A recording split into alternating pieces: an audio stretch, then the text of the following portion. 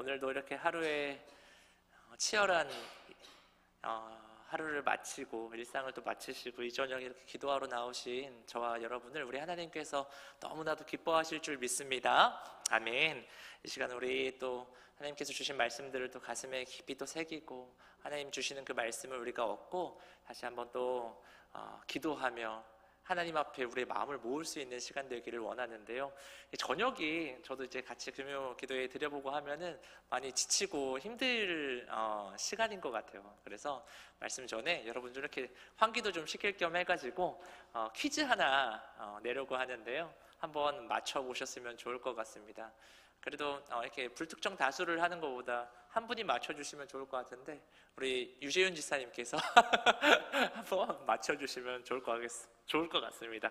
우리 앞에 화면을 한번 띄워주시면요, 제가 4가지 이렇게 사진을 갖고 왔는데 저 4사진에 공통적으로 나타나는 저 4사진을 보고 좀 이렇게 유추해 볼 수 있을 만한 단어를 한번 맞춰보시는 거예요. 2글자거든요.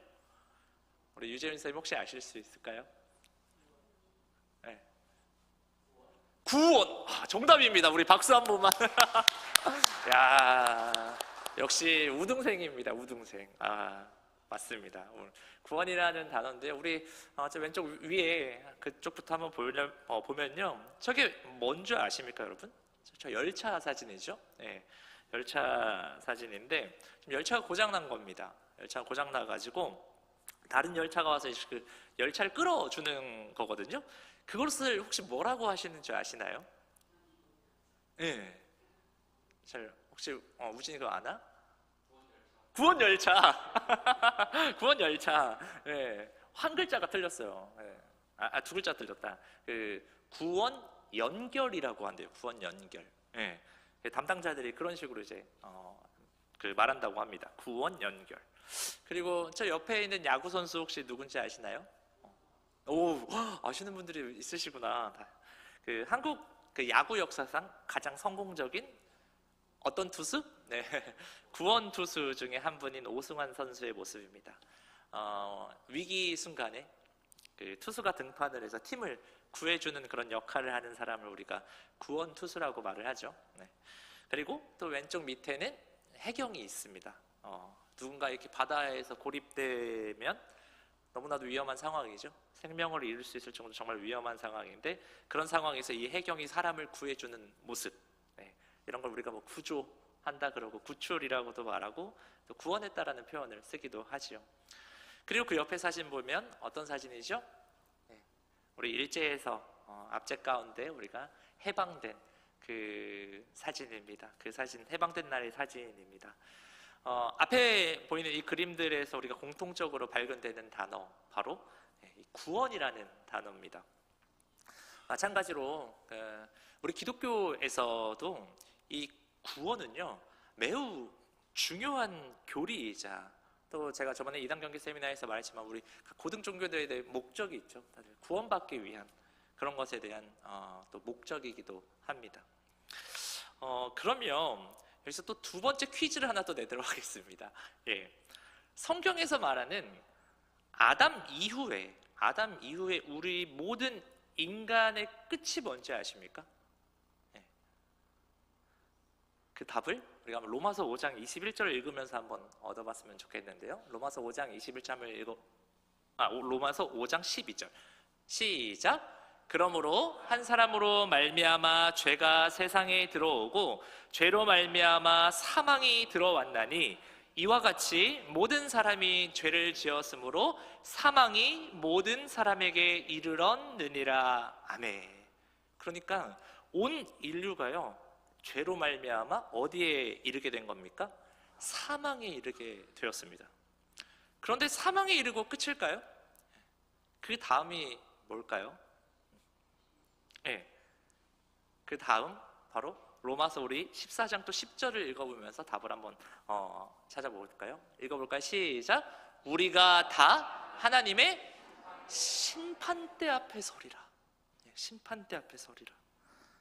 그럼 우리 모든 사람은요 모두 사망에 이르고 심판받아서 모두 본질상 성경의 표현을 빌면 본질상 우리는 다 진노의 자녀였습니다.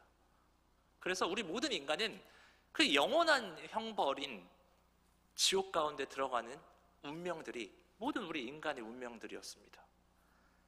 그런데 하나님이신 예수님이 자신이 직접 인간이 되셔서 우리의 죄를 대신 덮어쓰시고 그 형벌을 대신 받으셔서 우리를 건져주신 것이죠. 살려주신 겁니다.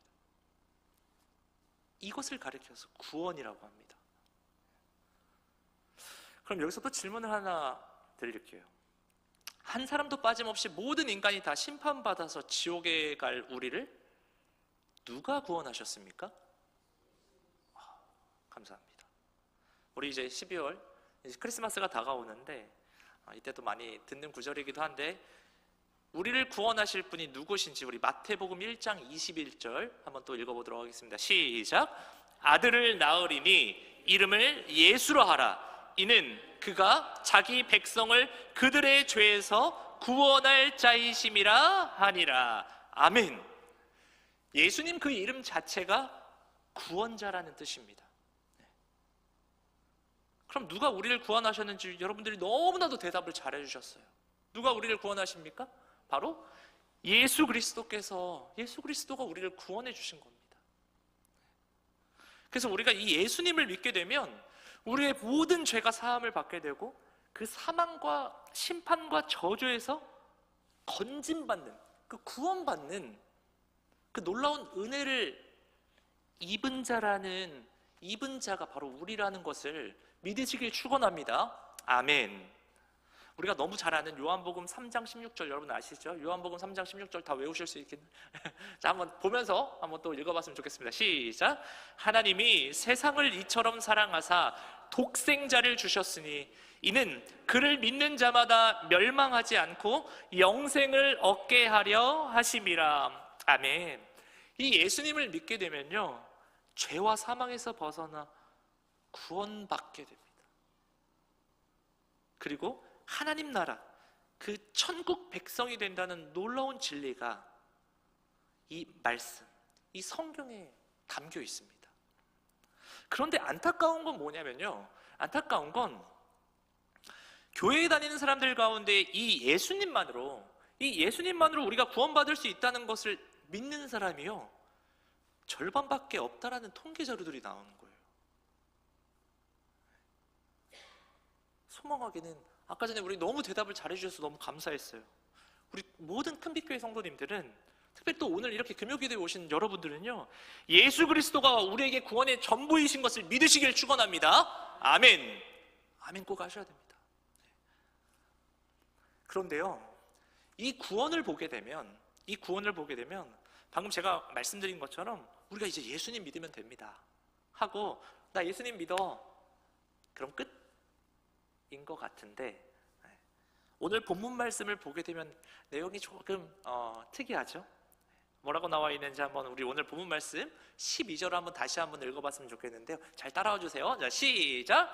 그러므로 나의 사랑하는 자들아, 너희가 나 있을 때뿐 아니라 더욱 지금 나 없을 때에도 항상 복종하여 두렵고 떨림으로 너희 구원을 이루라.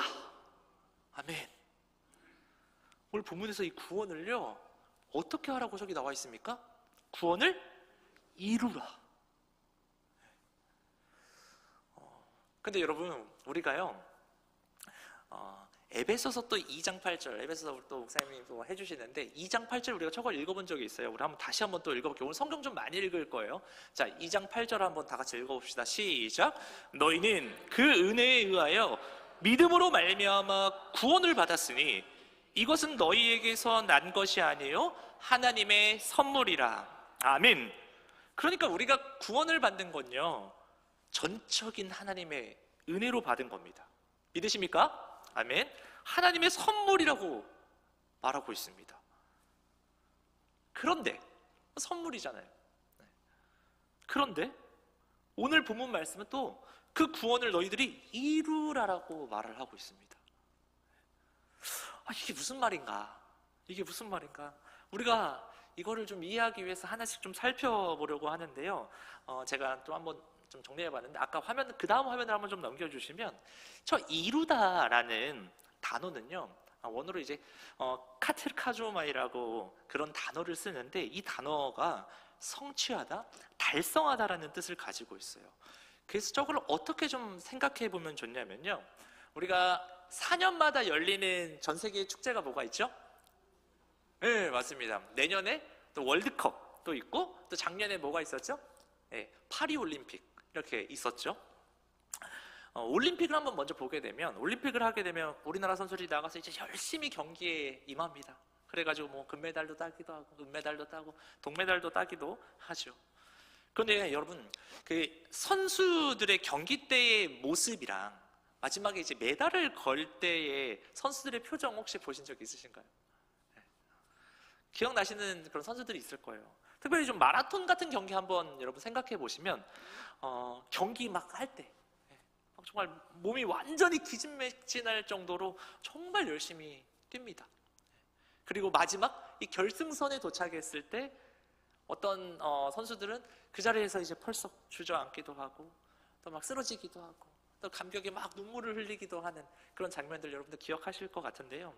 여러분, 이게 바로 이루는 거예요. 이것이 이룬 겁니다. 이처럼 오늘 본문에서 말하는 이루다라는 게 이렇게 생각해 보면 좋을 것 같아요. 우리가 이 구원이라는 것이 하나님의 전적인 그 절대 주권으로, 은혜로 시작해가지고 하나님의 절대 주권으로 완성되거든요. 그런데 그 택함 받은 자들에게는요, 이 구원의 놀라운 은혜를 우리는 받은 사람들이잖아요. 그 구원의 은혜를 얻은 자들은 이제 하나님의 자녀로서의 그런 미션, 그 이룸이 필요하다라는 걸 오늘 말해주고 있는 거예요. 지금 또 여러분 중에 이 설명을 들으시면서 약간 고개를 가꾸리시는 분도 계실 수 있는데, 왜냐하면 제가 저번에 이제 오후 예배 때 우리 2단 경계 세미나 할 때 제가 우리 교단의 이제 구원론에 대해서 막 설명을 해드렸었거든요.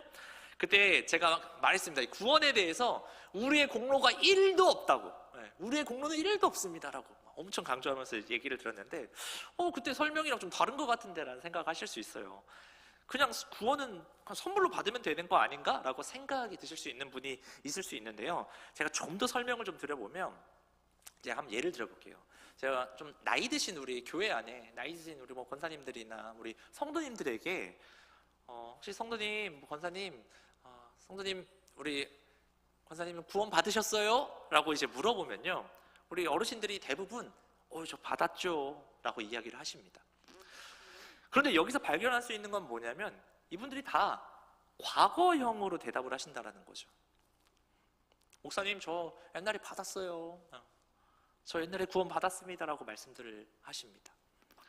그런데 우리가 이 구원에 대해서 조금 오해하고 있는 부분들이 있는데요. 어떤 오해냐면, 저 구원 받았으니까 저 괜찮아요, 저 천국 갈 수 있어요 라고 생각하는 거. 제가 저번에 그 2단 경기 세미나에서 다뤘던 그 구원파가 말하는 핵심이 뭐냐면, 이 예수 그리스도의 십자가 보혈로 말미암아 우리의 모든 죄가 사함을 받았습니다.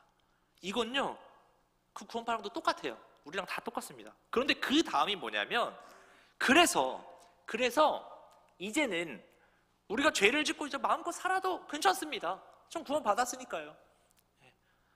이렇게 이야기하는 사람들이 누구인 거죠? 예, 맞습니다. 이런 구원파 구원교리를 가지고 있는 것이죠. 그들은 전에 저 회개했으니까 이제는 저 이제 굳이 회개할 필요 없습니다. 왜요? 이미 우린 구원 받았으니까. 이게 구원파의 교리인데요, 이 구원파의 교리가 그때 봤죠? 우리 반 그리스도적이고 반 성경적인 이단의 교리라고 했던 거 기억나시죠? 그러니까 우리가 이제 잘 기억해야 됩니다. 여러분, 우리가 이 구원을 보게 되면요, 구원은 시작점이 있고 과정이 있고요, 끝나는 그 완성의 지점이 있어요. 화면을 우리 한번 보시면 제가 도식화한 것들을 가져왔는데요. 여러분이 저 그림을 꼭 머릿속에 잘 넣어두셔서 이 구원에 대해서 오해하지 않으셨으면 좋겠는데요. 얘를 저걸 한번 보세요. 처음에 구원의 시작과 과정과 완성, 저기 좀 있습니다. 제가 또 예를 하나 더 들어드릴게요. 이해하기 편하게. 교회를 안 다니던 사람이 전도를 이제 받아가지고 교회를 처음 오게 되었습니다. 이제 저 한번 비춰주세요. 좀 집중이 그럼 안 되니까. 네, 저 보여주시면 그렇게 이제 교회를 다니게 되고 매주 이제 목사님의 설교를 듣고 새가족 교육도 이제 받고 성도들과 이제 교제하는 게 이제 즐거워질 때쯤에 어느 날 이제 막 기도하는 가운데 예수님께서 나를 위해 십자가에서 보혈을 흘리고 죽으시고 부활하셨음을 이제 깨닫고 그게 이제 동의가 되는 거예요. 진짜 예수님이 나의 구주시구나. 네. 그거를 우리가 중생하고 믿음이 생긴 단계라고 하거든요. 중생했다라고 표현합니다. 그러면서 이제는 그 전과 같이 살지 않고 이제는 주님 안에서 새롭게 살겠다고 하는 것을 회심이라고 해요. 아까 화면 한 번만 다시 보여주세요. 저 밑에 이제 구원의 서정에서 쭉 나오거든요. 아까 제가 설명했던 소명, 하나님이 부르신 거, 중생은 깨달으면서 이제 거듭난 거죠. 그래서 믿음이 생기고 회심하게 되는 거죠. 회심이 뭐냐면 나 이제 그전과 같이 살지 않고 나 이제는 주님 안에서 새롭게 살겠다고 하는 것, 그 회심이라고 합니다. 그렇게 하나님께서 그 사람을 이제 의롭다 칭해 주시고 아들 삼아 주시는 것을 저기 칭이라고 하고 양자라고 하는 겁니다. 우리가 이 구원의 서정의 9가지 단계 속에서 저 밑에 구원에 속한 6가지가 있죠. 과거적 구원이라고 해가지고 저기는요 순서대로 일어나는 시간적인 개념이라기보다는 동시다발적으로 일어난다라고 이해하시면 됩니다. 그러면 이게 끝이냐? 그게 아니라는 겁니다. 그게 아니라는 겁니다. 네. 저분이 이제 구원을 받았으니까 이제 깨달았어요. 예수님이 우리의 구주라는 걸 이제 너무 알겠어요. 동의가 되고 믿어져요. 얼마나 그러면 기분이 좋겠습니까? 그때 막 성령 충만하거든요. 교회 올 때마다 막 은혜가 넘쳐요. 네. 그런데 예배 마치고 이제 집에 운전해서 가는데 어떤 차가 갑자기 끼어들어가지고 사고가 날 뻔한 거예요. 그런데 나도 모르게 막 창문을 열고 상대방에게 막 막말을 쏟아낸 거죠. 그리고 나서 이제 돌아가는 길에 내 모습을 돌아보니까 내가 왜 그랬지? 이제 그런 생각이 듭니다. 이처럼요 이제 우리가 구원을 받았다고 해서 사람이 한순간에 달라지지 않아요. 구원의 이 과정이 필요한 거죠. 이거를 뭐라고 하죠? 바로 성화라고 하는 겁니다. 네. 거룩해지는 거, 예수님을 닮아가는 거. 네. 이건요 하루아침에 되는 것이 아니라 우리가 죽는 그날까지 계속해서 이 성화의 과정 가운데 있는 겁니다. 그러다가 사람이 죽게 되는 겁니다. 그럼 죽으면 어디 가는 거죠? 예, 그 하나님의 나라, 우리가 바라고 바라던 그 천국에 가는 겁니다. 그럼 그 천국에서는 우리가 이전에 지녔던 그 행동의 모순들, 그 행동의 문제들, 이 모든 것이 이제는 완전히 없어집니다. 그래서 우리가 천국에 가게 되면 영원히 영광스러운 모습이라 해가지고 첫 끝에 뭐라고 되어 있죠? 영화라고 하는 겁니다. 영화. 완벽한 그 하나님의 자녀의 모습을 그때 갖게 되는 거예요. 구원의 완성이 되는 겁니다. 그러니까 오늘 이 말씀을 보게 되면요 너희 구원을 이루라, 이것은 구원의 과정, 즉 성화에 대한 이야기를 하고 있는 겁니다. 그래서 오늘 이 말씀이 나오게 된 배경을 좀 여러분 우리가 한번 보고 갔으면 좋겠는데요, 빌립보서 1장 27절 우리 상반절만 화면을 보고 한번 읽어보도록 하겠습니다. 시작. 오직 너희는 합당하게 생활하라. 아멘.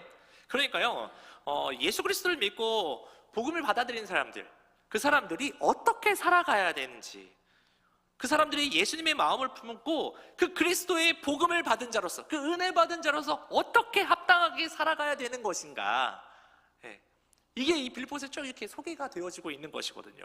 그래서 오늘 본문이 이제 빌립보서 2장 12절에 어떻게 이제 시작을 하면요, 어떻게 시작을 하죠? 처음에 첫 단어가 그러므로, 그러므로라고 시작을 합니다. 그러므로라는 게 뭡니까? 이제 결론을 이야기해 주는 거예요. 그러므로 이 모든 걸 지금까지 얘기한 이유, 그러므로 너는 어떻게 해야 된다라는 결론을 이야기하려고 이제 시작되는 거죠. 그러니까 이 복음의 은혜를 경험한 우리들이 복음에 합당한 자답게 너희의 구원을 이루며 살아가야 되는 건데, 이 말을 바꿔 말하면 너 이제 성화의 삶을 살아야 된다라는 말이죠. 그럼 이거를 어떻게 살아야 되는 건지를 알려주는 본문이 바로 오늘 본문이에요. 이게 바로 지금까지 배경이었어요. 그래서 이제 어떻게 살아야 되는지 그 첫 번째로 말씀해 주고 있는 게 바로 오늘 본문 14절입니다. 우리 2장 14절 한번 그 첫 번째 어떻게 우리가 살아야 되는지 한번 읽어볼까요? 시작. 모든 일을 원망과 시비가 없이 하라. 아멘. 여러분, 이 원망이라는 단어도 한번 좀 가져와 봤어요. 저 밑에 한번 보시면서 저런 단어예요. 공구스모스 뭐 어렵죠? 네, 저런 단어인데 이게 뭐냐면 무슨 뜻이냐면 궁시렁궁시렁거리다, 막 수근거리다, 그런 뜻을 가지고 있는 단어입니다. 그러니까 지금 바울이 이 성화의 모습을 이야기하는데 다른 걸 먼저 이야기하지 않고 가장 먼저 이 원망을 이야기하고 있는 거예요. 구원받은 자들에게 은혜 받은 자들에게 가장 먼저 권면하는 단어가 바로 이 원망을 말을 하고 있는 거예요. 원망과 시비가 없이 하라. 야, 이거 왜 그런 걸까? 근데 이게 되게 희한하게 제가 또 어떤 그 SNS 글을 본 적이 있는데 사람들이 살면서 가장 많이 하는 말이 뭔지 아십니까? 바로 저 원망이래요. 우리 인간의 언어 가운데 가장 빈도가 높은 표현들이 바로 원망하는 말들이래요. 여러분도 그런 원망하면서 사십니까? 잘 안 하실 것 같은데 다 그런데요. 이런 원망 해보신 적은 없으세요? 내가 좀 부모를 좀 잘 만났으면 좀 더 편하게 살 수 있었을 텐데, 그런 생각들 들 때 있지 않습니까? 왜 우리 부모님은 그 땅 개발되기 전에 왜 사지 않으셨을까 막 하는 그런 생각들, 그런 마음 들 때 있지 않습니까? 제가 좀 보니까 여러분 1970년대에 1970년대 강남 땅이 한 평이 얼마였는지 아십니까? 우리 부동산 전문가인 우리 이영호 권사님 강남이 1970년대 한 평당 얼마인 줄 아세요? 자, 찍어보세요. 잠도 깰 겸. 3,000원 나왔습니다. 땡입니다. 권사님 그냥 찍으세요. 4만 원? 알겠어요. 얼마? 이영호 권사님? 10,000원. 4,500원이었대요. 4,500원. 4,500만 원도 아니고 4,500원. 그거 우리 100평만 사셨어도, 아니 뭐 1000평만 사도 그때 450만 원이었는데, 그때 조금만 사놨으면 여러분 지금 많이 이렇게 고생 안 하시면서 사실 그런 마음이 들 때 있지 않습니까? 누구나 다 있죠. 개인적으로 저희 가정도 좀 그런 게 있습니다. 제가 먼저 오픈을 해야지 또. 저희 가정도 정말 이런 일이 있었는데 뭐냐면, 저희 우리 들어보신 분들도 계시는데 저희 외갓집이, 그러니까 저희 어머니 쪽이 그래도 제 외할아버지 할아버지 때 그러니까 한 일제시대인 것 같아요. 1930년대 40년대. 그래도 되게 부유한 집이셨던 것 같아요. 그래서 저희 외할아버지가 물려받은 땅이 되게 많거든요. 정말 많으셨어요. 많으셨대요. 많으셨대요. 그런데 저희 이제 외할아버지가 자녀를 7을 낳으셨는데 딸만 5이고 이제 아들을 2을 보셨거든요. 근데 당시에는요, 우리 여자들을 고등학교까지 가르치기가 쉽지 않았잖아요. 쉽지 않은 시대였잖아요. 근데 이제 할아버지께서도 좀 형편이 좀 어려우신 거, 현금은 없고 이제 땅만 좀 있으셨던 것 같은데, 좀 깨어 있으셔서 어려운 형편 중에 이모들도 다 고등학교까지 이제 막 보내시고, 또 아들 2도 막 대학 보내시려고 하다 보니까 이 돈은 없고 물려받은 땅을 이제 하나씩 정리하기 시작한 거죠. 그런데 이건 정말 팔면 안 된다라는 막 그런 주변에 그 얘기들이 있었던 땅이 있었어요. 정말 팔지 말라고 했던 땅이 있었는데, 그 할아버지 가까운 친구분이 이렇게 어떻게 좀 하셔가지고 저희 할아버지가 그 땅을 한 평당 2,000원인가, 그거를 2,000원에 몇천 평인가 되는 그 땅을 이제 저희 삼촌 대학 보내시려고 쓰셨다고 하시더라고요. 그런데 이제 그 할아버지가 판 그 땅이 이제 2년 뒤에 현대자동차 공장이 들어온다는 소식이 들어옵니다. 저희 외할아버지 땅이었었어요. 좀 있었겠죠, 얼마. 그래서 한 2년 뒤엔가 현대자동차 공장 들어온다는 소식을 듣고 이제 그 땅이 어마어마하게 되는데요. 100배가 뜁니다, 거의 100배. 그래서 여러분, 저희 삼례 봉동에 그런 일들이 있었습니다. 아무튼 그 이후로 저희 외할아버지가 술로 사셨어요. 저희 어머니가 이제 넷째 딸인데, 외할아버지 외할머니 모시고 이제 30년 넘게 사셨는데, 외할아버지가 20년 전에 돌아가셨습니다. 제가 어렸을 적 거의 한 10년 정도 저희 외할아버지랑 살았는데 저희 할아버지 매일 술 드시면서 막 원망 많이 하시면서 사셨습니다. 내가 그때 그 땅만 안 팔았어도 하시면서 사셨거든요. 우리 또 외갓집 저희 삼촌 이모들도 그러죠. 우리 아버지가 그때 땅만 안 파셨었어. 그런 사연들 여러분 하나씩은 다 있지 않으십니까? 우리 인생을 돌아보면요, 참 이 많은 시간 속에 누군가에 대한 그리고 나에 대한 원망들이 들 때가 있는 것 같습니다. 이런 우리들에게 오늘 이 바울이요, 이 빌립보서 말씀을 통해서 우리 구원의 은혜 받은 자들에게 뭐 하지 말라고 그러죠? 원망하지 말라고 말하고 있습니다. 네. 그러면서 또 뭘 말해주면요, 광야의 이스라엘 백성들을 또 예로 하면서 말을 해줘요. 그 백성들이 원망하다 망한 일들, 그런 걸 또 예로 들면서 너네 절대 원망하지 마라. 원망은 결국 사람을 무너뜨린다라는 그런 경고를 하고 있는 것입니다. 그래서 바울은요, 이 성화의 첫 걸음으로 빌립보 교인들에게 또한 우리 모든 그리스도인들에게 첫 번째로 말하고 있는 겁니다. 모든 일에 원망하지 마라. 소망하기는 우리 모든 성도님들도, 우리 여기 계신 우리 금요기대에 오시는 모든 성도님들, 우리 원망하지 않고 살아가시길 축원합니다. 아멘.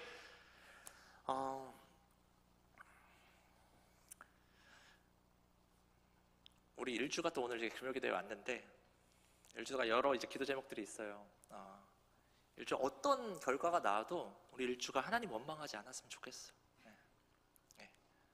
하나님의 그 이끄심이 있을 거거든요. 잘 우리 새기고 또 갔으면 좋겠습니다. 그리고 우리가 이 예수 믿는 사람들, 성화를 향해 가는 사람은요, 원망과 시비가 아니라 우리는 뭐로 살아가는 사람들이죠? 네, 말씀으로 살아가기도 하지만 우리는요, 감사로 살아가는 사람들이 바로 우리 그리스도인들입니다. 감사. 네. 여러분, 우리 모든 것이 감사인 줄 믿습니다. 아멘. 우리의 각자의 그런 상황들, 여러분 다 다르겠지만 우리에게 주신 이 가정의 상황들, 특별히 여러분 우리 어른들 나에게 주신 이 배우자를 감사하시기를 축원합니다. 아멘. 네. 하나님이 너무 귀한 배우자를 우리에게 허락하신 겁니다. 특별히 혹시 또 말 안 듣는 우리 자녀들 계십니까? 그래도 감사한 줄, 감사함으로 우리가 살 수 있었으면 좋겠어요. 건강한 것만으로도 얼마나 감사합니까? 네.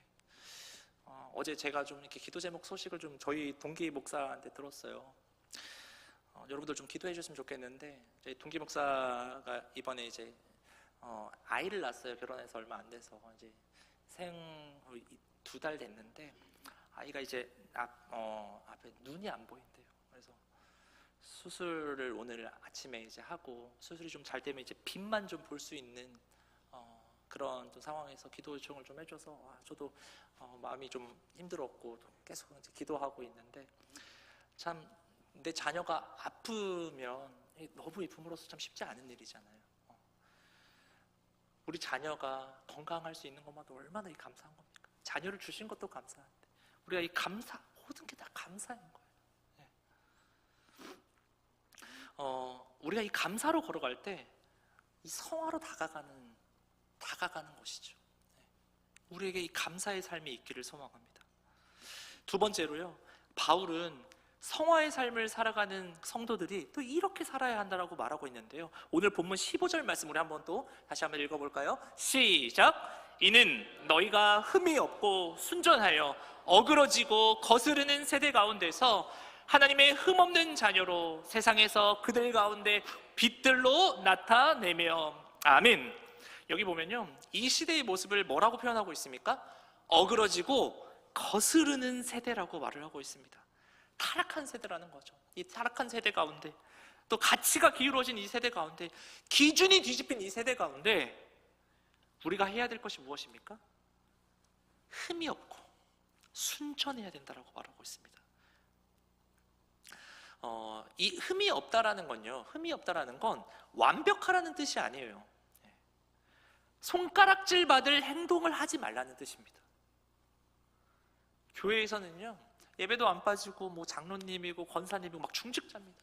교회에서는 너무 좋은 분인데 그런데 직장에서는요, 직장 동료들에게 막 손가락질 받는 사람인 거예요. 가정에서도 가족들에게 손가락질 받는다면요, 그거는 흠이 없는 삶은 아니죠.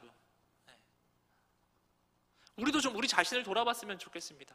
우리도요, 우리 교회가 아닌 사회에서 나와 관계하는 그 사람들이 내가 교회에 다닌다고 하면 교회 다니는 놈이 그렇게 사냐? 그런 말을 혹시 내가 듣는다면 오늘 이 시간요, 우리가 회개하고 다시 한번 내 삶의 우리의 삶의 거룩을 회복할 수 있기를 축원합니다. 아멘. 아무튼 이 흠이 없다는 건요, 손가락질 받지 않는 삶, 이게 성화의 모습임을 또 오늘 말씀해주고 있는 것 같습니다. 그리고 15절 흠이 없고 다음에 뭐라고 말씀하시죠? 순전하라고 말하고 있습니다. 이 순전하라는 말은 뭐냐면 이 시대의 그런 타락 속에서도요, 마음을 지키라는 뜻입니다. 마음을.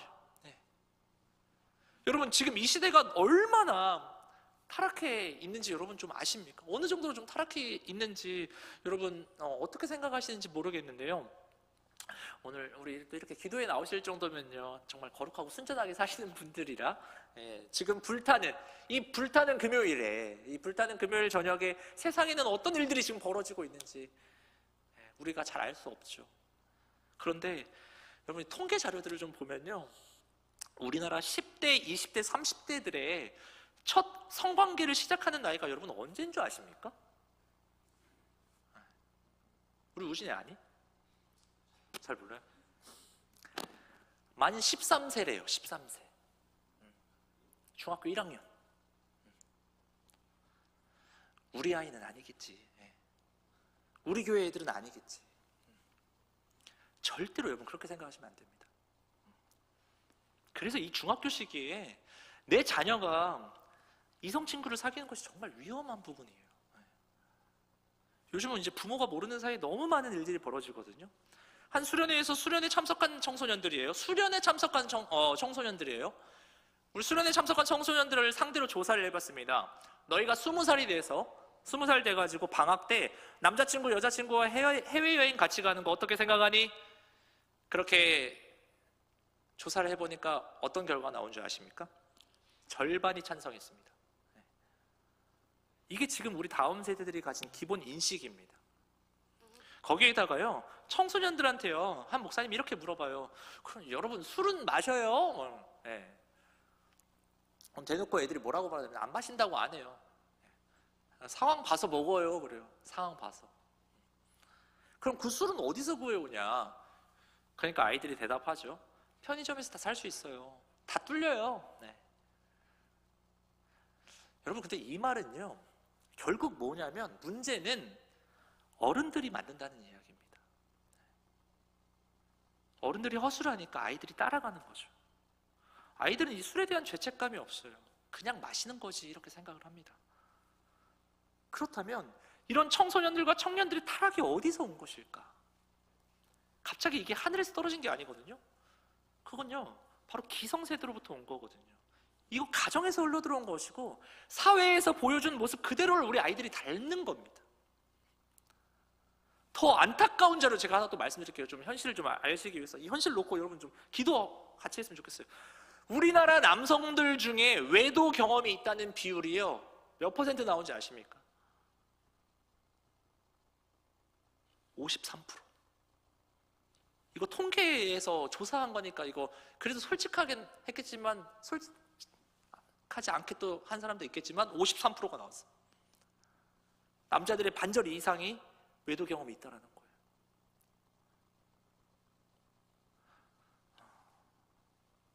주말 부부, 여러분 막 기러기 부부라고 하면서 남편 몰래, 아내 몰래 각자 다른 사람을 만나는 가정들도 적지 않다고 합니다.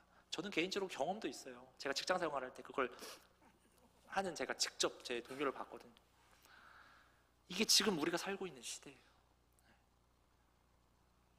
타락은요, 아이들만의 문제가 아니라 우리 모든 세대의 문제입니다. 혹시 우리 성도님들 중에 혹시 막 남편이 막 밖에 오랜 시간 있는 걸 되게 좋아하는 분들은 없으시길 바랍니다. 그게 기쁘고 행복한 일이 아니에요, 여러분. 잘못하면요, 이게 문제로 이어질 수 있는 위험 요소가 정말 많아요. 지금 이 시대가 흘러가는 방향이 그렇습니다. 이 시대가 그렇게 흘러간다는 거예요. 너무 많은 유혹이 있고 너무 많은 틈이 우리 가운데 있다는 것입니다. 정말 또 가슴 아픈 이야기가 뭐냐면, 우리 기독교 전문 상담소에 상담을 요청하는 가장 많은 케이스가 일반인들이 상담하는 것이 아닌 우리 그리스도인들이, 교회를 다니고 믿음이 있는 사람들이 찾는 기독교인 전문 상담소에서 가장 많은 상담 케이스가 불륜입니다. 교회를 다니는 성도들인데 상담 내용 중에 가장 많은 비중을 차지하는 게 불륜 문제래요. 주일에는 거룩한 척 예배 드리고요, 섬기고 봉사하면서 믿음이 있다고 말을 하는데 삶에서는요, 그 세상의 음란함을 쫓아가지고 자기의 정욕대로 살아가는 그 사람을 교회에서는 장로, 집사, 권사라고 부를지 몰라도, 또 목사라 부를지 몰라도 하나님은요 절대로 그를 하나님의 자녀라고 인정하지 않을 겁니다. 혹시라도 우리 가운데 이런 유혹이 있으신 분이 계시다면요, 오늘 이 자리에서 끊어버리시길 축복합니다. 하나님은 오늘 말씀합니다. 더러운 모습 버려라. 구원받은 백성은요, 흠없고 순전한 모습으로 살아가려고 발버둥 쳐야 됩니다. 이것이 바로 성화의 모습인 것이죠. 그리고 마지막으로 이렇게 말씀합니다. 우리 16절 말씀 한번 읽어볼까요? 16절 마지막입니다. 자, 시작. 생명의 말씀을 밝혀 나의 다름질이 헛되지 아니하고 수고도 헛되지 아니하므로 그리스도의 날에 내가 자랑할 것이 있게 하려 함이라. 아멘. 여기서 이 밝혀라는 단어가요, 밝혀라는 단어가 밑에 보시죠? 에페코라는 단어인데요, 이 단어엔 두 가지 뜻이 있습니다. 굽혀서 잡다, 굳게 붙잡다. 뭘 굳게 붙잡는 겁니까? 이 생명의 말씀을, 생명의 말씀을 굳게 붙들라는 뜻입니다. 여러분, 우리가 꼭 기억해야 됩니다. 여러분, 우리가 성화를 하기 위해선 뭐가 필요합니까? 생명의 말씀이 필요한 줄 믿습니다. 아멘. 예수님을 닮아가기 위해서 우리가 절대적으로 필요한 것이 바로 하나님의 말씀이에요. 직장이나 사회생활 속에서 우리가 보면요, 우리 직장생활 하시고 사회생활 하시는 분들 있으신데 교회에 안 다니는데도 너무나도 착하고 도덕적으로 흠잡을 데 없는 분들 많이 있어요. 정말 그분들은요, 우리 신자들보다 더 의롭고 선해 보일 때도 있을 정도로 너무 좋은 사람들이 있잖아요. 그런데 여러분, 그분들이 성화된 사람입니까? 그분들은 성화된 사람은 아니에요. 성경에 말하는 이 성화라는 건요, 윤리적인 착함을 말하는 게 아닙니다. 성경이 말하는 성화는요, 말씀의 능력으로 거룩하게 살아가는 그 사람을 성화된 사람이라고 말을 하죠. 나는 부족하고 연약하지만 그 하나님의 말씀이 나를 이끌고 붙잡아주고 변화시키는 삶, 그게 성화예요. 그러기 위해서 필요한 것이 뭐라고 그랬죠? 그 생명의 말씀, 그 하나님의 말씀. 요즘 여러분, 우리 시대를 좀 한번 봐보세요. 말씀이 무너졌습니다. 말씀이 사라졌어요. 여러분, 매일 성경 읽으십니까? 매일 큐티 하십니까? 말씀 안에서 우리 살아가십니까? 미국과요, 독일 교회들 조사해 보니까요, 그 미국과 독일 교회 매일 성경 읽는 성도가 1%밖에 안 된다는 조사가 있어요. 1%도 안 된대요. 매일 성경 읽는 그 성도들이. 한국 교회도 크게 다르지 않을 것 같아요. 여러분, 이렇게 말씀이 없으니까 어떻게 되는 겁니까? 삶의 그 기준이 사라지는 거거든요. 기준이 없으니까 그냥 세상이 하는 대로 따라가는 거예요. 우리 청년들에게 물어봅니다. 여자친구랑 남자친구랑 같이 동거하는 거 어때? 그럼 청년들 이렇게 생각해요. 결혼하고 이혼하는 것보다 차라리 결혼 전에 동거해보고 결정하는 게 더 지혜롭다고 이제 생각을 합니다. 문화가 그렇게 흘러가고 있으니까 사회 법에만 걸리지 않으면 괜찮다고 여기는 거죠. 이게 이 시대에, 우리가 살고 있는 이 시대의 세계관이에요. 그렇다면 성경이 말하는 이 죄는, 죄가 무엇인 줄 여러분 많이 들어보셨을 거예요. 죄가 헬라어로 하마르티아라고 하거든요. 이게 양둥에서 나온 말이라는 거 아시죠? 관역이 있잖아요. 관역이 있는데 그 중심을 맞춰야 하는데 그 중심을 안 맞추고 벗어나는 거, 이걸 죄라고 말을 해요. 그러니까 하나님의 말씀이 그 관역이거든요. 그 관역으로 가야 되는데 이 말씀이 진리인데 그 진리에서 벗어나는 것, 그게 죄인 거거든요. 결국 이 죄라는 게 뭐냐면 편하게 얘기해서 내 멋대로 사는 겁니다. 내 멋대로 사는 거, 그게 죄예요. 내가 기준이 되어서 살아가는 것. 지금 세상이 왜 이렇게 타락으로 향하느냐면요, 삶의 기준점이 없기 때문이에요. 교회를 다녀도 말씀이 없어요. 말씀을 제대로 읽어본 적도, 묵상해 본 적도 없고, 말씀이 내 삶과 전혀 연결이 안 되니까 사람들이 그냥 죄를 짓는 것이 이상한 일이 아닌 겁니다. 기준이 나니까, 내가 좋으면 되는 거니까, 기준이 또 세상이니까. 그래서 관역 없이 그 화살을 쏘는 삶이, 관역이 없이 그냥 막 쏘는 게 지금 이 세상의 모습인 거죠. 우리 구약성경 다니엘 한 모습 보시죠. 청소년이었던 이 다니엘과 세 친구가 바벨론 포로로 끌려가잖아요. 다른 친구들은 노예 신분으로 힘든 환경에 던져졌는데 이 네 명은 우수한 자로 뽑혀가지고 왕궁 교육을 받게 됩니다. 한마디로 말하면 모두가 다 굶주리고 있는 그 전쟁 시기에 자기들 앞에만 이 고기와 진수성찬이 차려진 상황이에요. 그런데 그 귀한 음식을 이 다니엘과 친구들 어떻게 했습니까? 포기했습니다. 왜 포기했습니까? 뭐냐면 성경은요, 이들이 왜 포기했냐면 그들이 뜻을 정하였다라고 말을 해요. 우리 수요예배 때도 다니엘 목사님 말씀하셨는데, 근데 이 뜻을 정하였다, 이 뜻이 어디서 나왔겠어요? 걔네들이 무슨 뜻을 정했겠어요? 어떻게? 뭐냐면 그들이 어릴 때부터 들었던 그 말씀, 그 마음에 새겨졌던 그 율법 때문에, 이거는 하나님이 싫어하는 음식이야, 그래서 난 안 먹어. 이거는 우상에게 드려진 음식, 나 이거 안 먹어. 말씀이 기준이 되니까요, 선택이 달라지는 거예요. 여러분, 우리가 이 말씀이 들어가야 성화가 가능한 줄 믿습니다. 아멘. 말씀이 들어가야 우리가 세상을 이길 수 있고요, 말씀이 들어가야 우리가 거룩하게 살 힘이 생기는 겁니다. 근데 솔직히 말해서 이 성화가 너무 좀 어렵잖아요. 너무 어려워요. 그래서 우리가 매번 이 말씀을 붙잡고 예수님 마음 품고 살려고 하지만 정작 이 말씀 듣고 나가면 기억도 잘 안 나고 실천도 잘 안 되잖아요. 왜 그런 줄 아십니까, 여러분? 그 이유는 여기가 천국이 아니기 때문이에요. 우리가 지금 광야에 살고 있어서 그래요. 이스라엘 백성들과 똑같았죠. 기적을 받는데도 금방 잊어버려요. 그래서 금방 그들이 원망하잖아요. 그게 광야의 현실이에요. 여러분, 우리 교인들이요, 우리 교회는 아니지만 교인들이 제일 많이 싸우는 곳이 어딘 줄 아십니까? 네. 교인들이 가장 많이 싸우는 곳이 주차장이래요. 네. 예배 끝나고 은혜 받고 나가자마자 싸운대요. 네. 어느 교회나 마찬가지라고 합니다. 이게 우리의 연약함이죠. 교회 안에서도 이러는데 밖에 나가서 우리가 어떻게 빛을 내겠습니까? 이게 우리의 부족한 모습입니다. 그럼에도 불구하고 우리에게 필요한 태도가 있습니다. 실패하고 넘어지고 좌절하지만 그래도 두렵고 떨림으로 또 노력하는 것, 안 되더라도 다시 시도하고 또 일어서는 것, 그게 바로 성화의 삶인 줄 믿습니다. 아멘. 그리고 그때 나타나는 현상이 있어요. 그게 바로 이제 13절 말씀입니다. 거의 다 왔습니다, 여러분. 자, 13절 말씀 맞아, 읽어볼까요? 시작. 너희 안에서 행하시는 이는 하나님이시니 자기의 기쁘신 뜻을 위하여 너희에게 소원을 두고 행하게 하시나니. 아멘. 누가 행하신다고 나와 있습니까? 하나님이 행하십니다. 내가 하는 게 아닙니다. 여기서 행하다라는 단어가 에네르게이라는 단어인데요, 에너지라는 단어 있잖아요. 그 단어가 여기서 나온 것이죠. 하나님이 우리의 에너지라는 겁니다. 네. 능력의 근원이 바로 하나님이라는 것입니다. 아멘. 우리는 노력해서 자꾸 실패하고 우리는 넘어져서 안 됩니다. 하지만 하나님이 도와주시면 될 줄 믿습니다. 아멘. 성화는요, 우리의 힘으로 하는 게 아니라 그 하나님의 능력으로 이루어지는 삶인 줄 믿습니다. 아멘. 그래서 우리 바울이 빌립보서 4장 13절에 이렇게 고백을 합니다. 우리도 함께 고백할까요? 시작. 내게 능력 주시는 자 안에서 내가 모든 것을 할 수 있느니라. 아멘. 바울도요, 자신의 노력만으로는 안 된다는 걸 수없이 경험했습니다. 그렇게 이 능력 주시는 주님 안에서라고 고백을 하고 있는 것이죠. 그래서 오늘 본문도 말하고 있습니다. 자기의 기쁘신 뜻을 위해서 너희에게 소원을 두고 행하신다. 성화는요, 하나님의 기쁜 뜻이고요, 하나님의 소원입니다. 그래서 하나님이 친히 이루시는 겁니다. 지금 잘 안 되더라도요, 실패하더라도요, 그 하나님 의지하며 한번 시도해 보는 겁니다. 어렵더라도 한 번 더 일어나 보시고, 그럴 때마다 하나님이 이루어 주실 줄 믿습니다. 아멘. 우리 기억했으면 좋겠습니다. 지금 우리는요, 이 구원의 과정 속에 있습니다.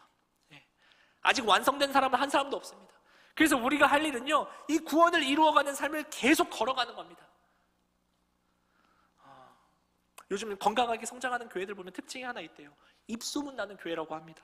큰 교회도 아니고 멋진 건물도 아니고 심지어 교회 안 다니는 분들이 추천한 교회래요. 마트 사장님 추천하고 미장 원장님 추천하고 맘카페에서 추천되는 그런 교회.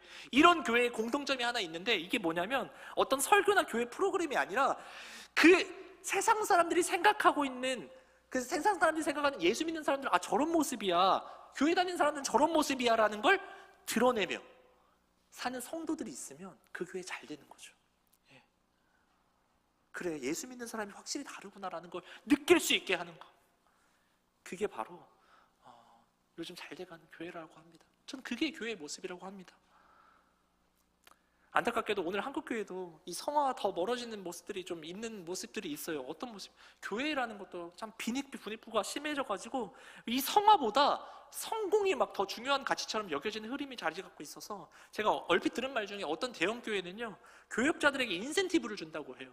언제 주냐면 전도 많이 하면 사례비를 올려주고, 교급을 막 전도 집회 많이 참석하시면 보너스를 주기도 한다고 합니다.